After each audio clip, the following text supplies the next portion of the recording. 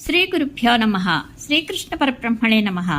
శ్రీమద్భాగవత మహాపురాణమునందలి దశమస్కంధములోని ఉత్తరార్థమునందు 34వ అధ్యాయము ప్రారంభము. ఈ అధ్యాయంలో శ్రీకృష్ణుని అష్టమహిషులు 16,000 మంది రాజకన్యలు తమ వివాహ వృత్తాంతములను ద్రౌపదీదేవికి వివరించుట మొదలగు విశేష విషయములను తెలుసుకుందాము. శ్రీశకుడు వచించెను. శ్రీకృష్ణ భగవానుడు గోపికలకు తత్వోపదేశము వనర్చిన పిమ్మట వారు అర్థించిన రీతిగానే వారి హృదయములలో తన పాదార విందములయందు నిరంతరము భక్తి నెలకొని ఉండునట్లు అనుగ్రహించెను. ఆ ప్రభువు వారికి పరమగురువు మాత్రమే కాదు, పరమగతి కూడా, అనగా ఆ స్వామియే సాధనము సాధ్యము. అనంతరము శ్రీకృష్ణుడు యుధిష్ఠిరుని అచట చేరియున్న బంధుమిత్రులను వారి క్షేమ సమాచారములను గూర్చి అడిగాను. శ్రీకృష్ణ పరమాత్మ యొక్క చరణకమలములను దర్శించిన మాత్రముననే వారి పాపములన్నీను తొలగిపోయాను. ఇప్పుడు స్వయముగా ఆ పరమపురుషుడే వారిని కుశల ప్రశ్నలతో ఆదరించుట వలన వారు పరమానంద భరితులైరి. అప్పుడు యుధిష్ఠిరుడు ఇట్లనెను: పురుషోత్తమ, గొప్ప గొప్ప మహాపురుషులు తమ మనస్సులలోనే నీ చరణారవింద మకరందమును ఆస్వాదింతురు, ధ్యానము ద్వారా ఆనందించుచుందురు. అప్పుడప్పుడు ఆ మహాత్ముల ముఖకమలముల నుండి నీ లీలల గాథామృతము జాలువార్చుండును. నీ పాదపద్మముల సుధలు గ్రోలిన వారికి అవిద్యాజనితములైన సంసార బంధములన్నీను విచ్ఛేదములగును. ఆ దివ్యామృతమును తమ కర్ణపుటముల ద్వారా తనివితీరా ఆస్వాదించిన వారికి ఇంకా అశుభములు ఎట్లు కలుగును? సర్వేశ్వర, నీవు జ్ఞానస్వరూపుడవు, అఖండానంద సాగరుడవు. పామరులకు మనోహరముగా తోచడి జాగ్రత్త స్వప్న సుషుప్తులకు నీవు అతీతుడవు. స్వయం ప్రకాశమానుడవైన నీ దరికి అవి ఎన్నడూ చేరజాలవు. కాలప్రభావమున లుప్తమైన వేదములను పరిరక్షించుటకై నీవు అచించమైన నీ యోగమాయ ద్వారా మానవాకారములను దాల్చుచుందువు. పరమహంసలకు నీవే ఆశ్రయుడవు. అట్టి నీకు ప్రణమిల్లుచున్నాము. సుఖమహర్షి నుడివెను: పరీక్షణ్ మహారాజా, ధర్మరాజు మొదలగు వారందరూ జగద్విఖ్యాతుడైన శ్రీకృష్ణుని ఇట్లు స్తుతించుచుండగా యదువంశ వనితలు కురువంశమునకు చెందిన కాంతలను ఒకచోట చేరి ముల్లోకములలోనూ వ్యాప్తములైన కృష్ణప్రభువు యొక్క దివ్యగాథలను తమలో తాము ముచ్చటించుకొనసాగిరి. వాటిని గూర్చి నీకు వివరించదను వినుము. ద్రౌపది ఇట్లు పలికెను: ఓ రుక్మిణి, భద్ర, జాంబవతి, నాగ్నచిత్తి, సత్యభామ, కాళింది, మిత్రవింద, లక్ష్మణ, రోహిణి, ఇతర కృష్ణపత్నులారా, శ్రీకృష్ణ భగవానుడు తన మాయ ద్వారా లోకమర్యాదలను పాటించుచు స్వయంగా మిమ్ములను పరిణయమాడిన రీతిని నాకు వివరింపుడు.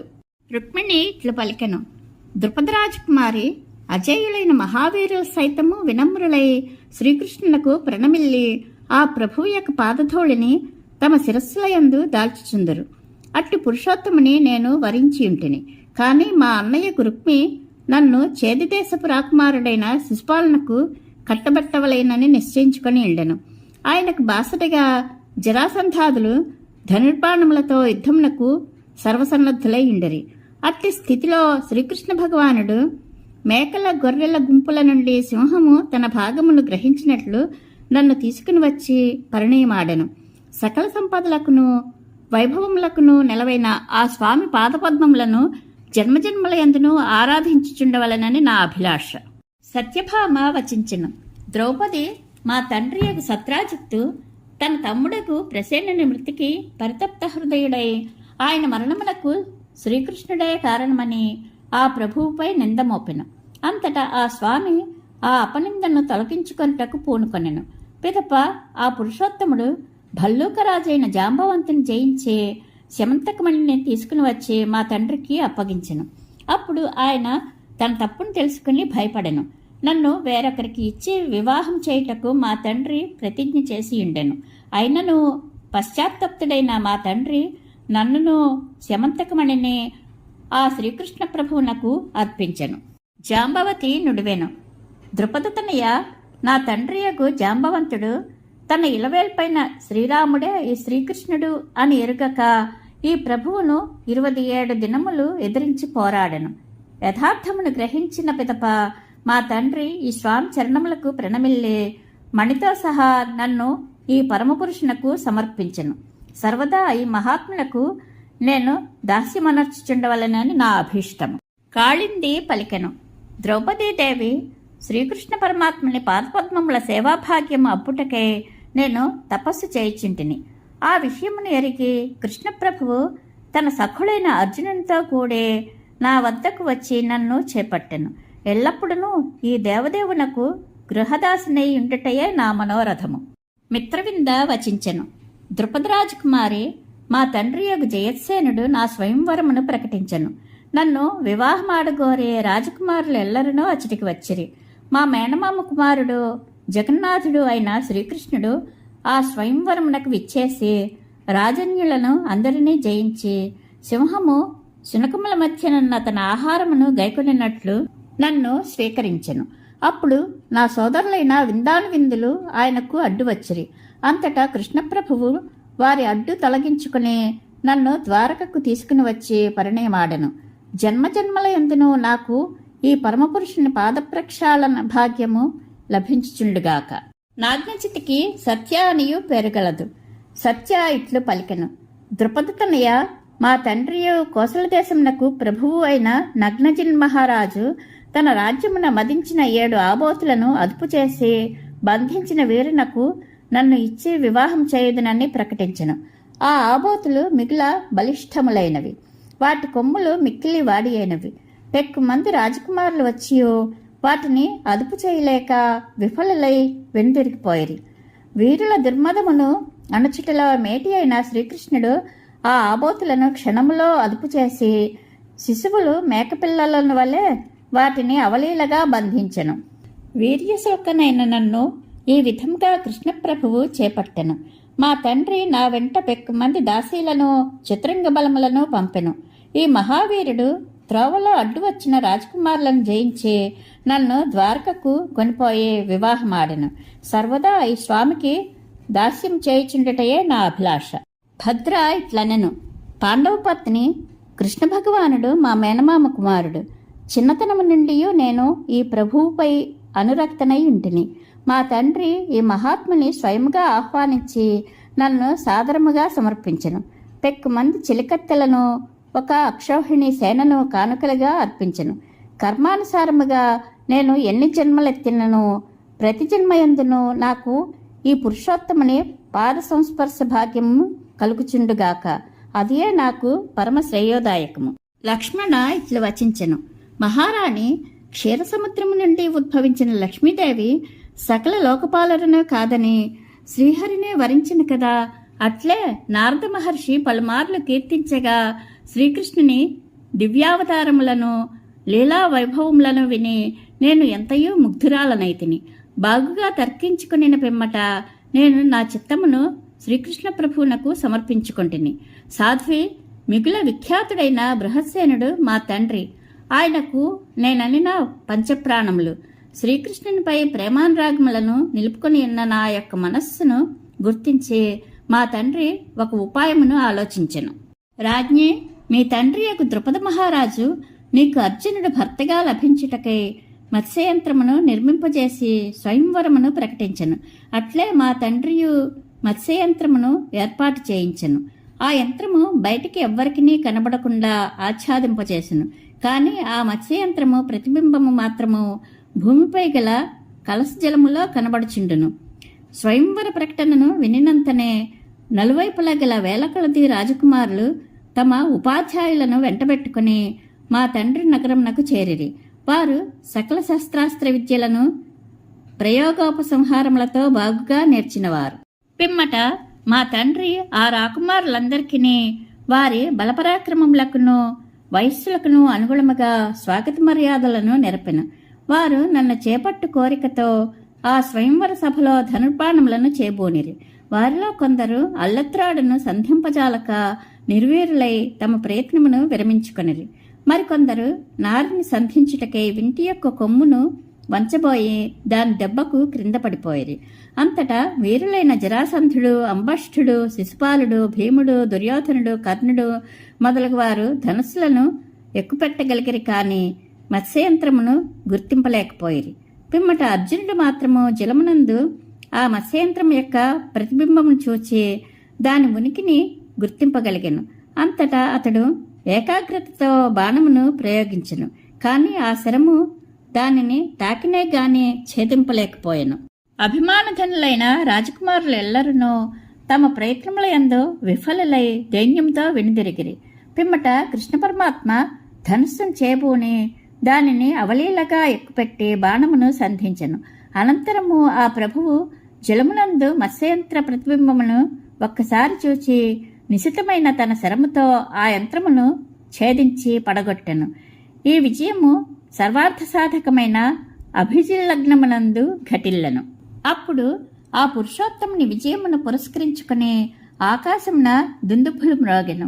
భూతలమున జయజయధ్వానములు మిన్నుముట్టెను. దేవతలు హర్షపులకితగాత్రులై పుష్పవర్షములను కురిపించిరి. ఆ శుభ సమయమున నేను శ్రీకృష్ణుని యందే అనురక్త హృదయనై స్వయంవర సభలో అడుగిడెతిని. అప్పుడు నా కాళియందల కలరవములు ఇంపుగొల్పుచుండెను. చక్కని కాంతులను విరజిమ్ముచున్న బంగారు రత్నమాలను చేబోని ఇంటిని. నేను ధరించిన నూతన పట్టు వస్త్రముల వన్నెలు ధగధగా మెరయిచుండెను. కొప్పునందు అలంకృతములై ఉన్న పూలమాలలు జనరంజకములుగా ఉండెను. చిరునవ్వులను చిందించుచున్న నా వదనములందు నునుసిగ్గులు తొంగిచూచుచుండెను. ఫాలభాగమున మేలైన ముంగుర్ల సోయగములు అలరారుచుండెను. చెక్కిళ్లపై కుండలముల కాంతులు ప్రతిఫలించుచుండెను. చంద్రకిరణముల వలె చల్లనైన దరహాస శోభలతో విలసిల్లుచున్న క్రీగంటి చూపులతో సభలోని రాకుమారులను ఒక పరి కలయజూచితిని. పిమ్మట సంతోషము పొంగిపొరలుచుండగా శ్రీకృష్ణుని కంఠమున వరమాలను సమర్పించితిని. ఆ సమయమున మృదంగములు తప్పెటలు మ్రోగినవి, శంఖములు పూరింపబడినవి, నగారాలు డోళ్లు మొదలగు వాద్యధ్వనులు చెలరేగినవి. నటులు నర్తకీమణులు నృత్యముల నర్చిరి. గాయని గాయకులు మధురముగా గీతములను ఆలపించిరి. యాజ్ఞసేని ఈ విధముగా నేను వరమాలను అర్పించే కృష్ణుని వరింపగా నన్ను పొందగోరి ఉన్న రాజకుమారులు అసూయాపరులై అందులకు సహింపలేకపోయిరి. అంతలో చతుర్భుజుడైన శ్రీహరి మేలైన జాత్యాశ్వములను 4 పూంచి ఉన్న రథమునందు నన్ను అధిరోహింపజేశాను. అనంతరము శాంగమును చేబూని ఆ ప్రభువు కవచమును ధరించి యుద్ధసన్నద్ధుడై నిలిచెను. పిదప రాజులు అందరూ కన్నులప్పగించి చూచుండగా సారథియగు దారకుడు ఆ బంగారు రథమును ముందునకు నడిపెను. తన భాగమును తీసుకుని పోవచ్చున్న సింహమును మృగముల వలె నన్ను తీసుకుని పోవచ్చున్న శ్రీకృష్ణుని అచటి రాజన్యులు నిర్వీరులై చూచుచుండిరి. అప్పుడు కొంతమంది రాజకుమారులు మార్గమధ్యమున ఆ స్వామిని నిరోధింపదలచి ధనుస్సులను చేబోని యుద్ధసన్నద్ధులై సునకములు సింహమును వెంటాడినట్లు వెంటాడిరి. అంతటా శ్రీకృష్ణుడు ప్రయోగించిన బాణముల ధాటికి వారి బాహువులు పాదములు కంఠములు తెగిపోగా వారు ఆ యుద్ధమున నేలపాలైరి. కొంతమంది బ్రతుకు జీవుడా అనుచు రణభూమిని వీడి పిక్కబలము చూపిరి. పిదప యదువంశశిరోమణియకు శ్రీకృష్ణుడు అర్కమండలమున సూర్యుని వలె ద్వారకలో ప్రవేశించెను. అప్పుడు ఆ నగరము చక్కగా అలంకృతమై ఉండెను. ఆ పురమునందు అంతటను ధ్వజపతాకములు చిత్రవిచిత్రములకు తోరణములు అలంకరింపబడి ఉంటటిచే సూర్యకిరణకాంతులు అందు ప్రవేశింపజాలకుండెను. నిరుపమానమైన ఆ నగర వైభవమును దివిజులను భూజనులను వేనోళ్ల ప్రస్తుతించుచుండిరి. ఈ విధముగా నా మనోరథము ఈడేరట వలన మా తండ్రియగు బృహత్సేనుడు పరమానంద భరితుడయ్యను. అంతటా ఆ మహారాజు బంధుమిత్రులకును తదితరులకు ముఖ్యులకును అమూల్యములకు వస్త్రాభరణములను శయ్యలను ఆసనములను వివిధములకు సామగ్రులను బహూకరించి ఆనందింపజేసెను. శ్రీకృష్ణుడు పూర్ణకాముడే అయినను మా తండ్రి ఆ ప్రభువుపైన గౌరవాధర్ముల కారణమున పెక్కు దాసదాసీజనులను సకల సంపదలను రథగజాశ్వపదాతి దళములను అమూల్యములకు ఆయుధములను సమర్పించెను. ద్రౌపదీదేవి మేము అందరము మా పూర్వజన్మలలో లౌకిక విషయములయందు ఎట్టి ఆసక్తులను లేకుండా ఈ పరమపురుషుని గూర్చి తపస్సు చేసి ఉండవచ్చును. అందువలననే ఆత్మారాముడైన ఈ మహానుభావునకు ఈ జన్మమున గృహిణులమై దాస్యం చేయి భాగ్యము మాకు లభించినది. 16,000 మంది రాజకన్యల పక్షమున రోహిణి ఇట్లు నుడివెను. ద్రుపద రాజకుమారి పూర్వము నరకాసురుడు తన దిగ్విజయ యాత్రా సమయమున పెక్కుమంది మహారాజులను జయించి వారి కుమార్తెలమైన మమ్ము తన భవనమున బంధించెను. ఆ విషయమును ఎరిగిన శ్రీకృష్ణ పరమాత్మ నరకాసురుని అతని సైన్యములను సమరభూమి యందు హతమార్చి మాకు బంధ విముక్తిని కలిగించెను. మృత్యురూప సంసారము నుండి తరింపజేయనట్టి ఈ స్వామి చరణకమలములనే సర్వదా స్మరించుచుండినట్టి మమ్ము ఆప్తబంధువకు ఈ శ్రీకృష్ణ ప్రభువు మా పట్ల జాలిని చూపి పరిణయమాడెను. సతీలలామ ద్రౌపదీదేవి, మేము సార్వభౌమ పదమును ఇంద్రపదవిని వాటి వలన లభించడి భోగభాగ్యములను అణిమాది ఐశ్వర్యములను బ్రహ్మ పదవిని సాలోక్య సారూప్యాది మోక్ష సామ్రాజ్యమైన పరంధామమును కోరుకొనటలేదు. జగజ్జనని అయిన లక్ష్మీదేవి యొక్క వక్షస్థలమునందలి కుంకుమలతో సుగంధములతో మిళితములైన గదాధరుడైన శ్రీహరి పాదధూళిని నిరంతరము మా శిరస్సులపై ధరించుచుండుటకు ఉవ్విళ్ళూర్చుందుము. చతుర్దశ భువనములను తన అంగముల యందు దాల్చిన గోమాతలను పాలించుచుండెడి శ్రీకృష్ణ పరమాత్మ యొక్క పాదస్పర్శను గోపికలు, గోపాలురు, పుళింద కన్యలు, తృణములు, లతలు సర్వదా వాంఛించుచుండుట జగద్విదితము. అది మాకును శిరోధార్యము. ఇది శ్రీమద్భాగవత మహాపురాణమునందలి దశమస్కంధములోని ఉత్తరార్థమునందు 34వ అధ్యాయము సంపూర్ణము. శ్రీకృష్ణానుగ్రహ ప్రాప్తిరస్తు. శుభం భూయాత్.